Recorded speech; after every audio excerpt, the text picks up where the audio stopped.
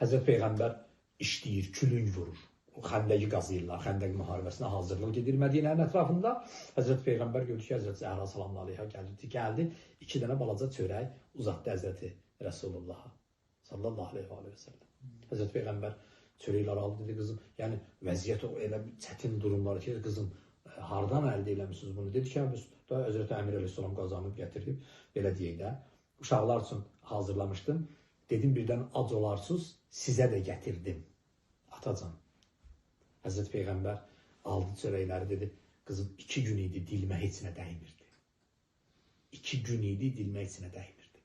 Yəni, baxın, Həzrət Zəhra ailə qurub, uşaqlar üçün pişirmişəm, sən nədir? Artıq İmam Həsən dünyaya gəlib, İmam Hüseyin dünyaya gəlib, xanım Zeynəb var, Ümmü Kulsum var, evdə 4 dənə uşaq var.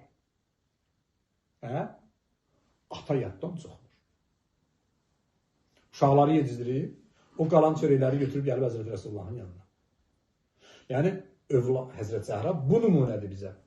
Nə olur olsun, hara gedirik gedək, ailə quraq, bizim də övladlar üzr istəyirən böyüklərin qabağında xüsusilə dünyaya gəldi, hər nə oldu. Valideyn dəyişilməz bir varlıq olaraq öz yerində, öz mövqeyində, öz məqamında qorunulub saxlamalıdır. Həzrət Zəhra bunu öyrədir bizə.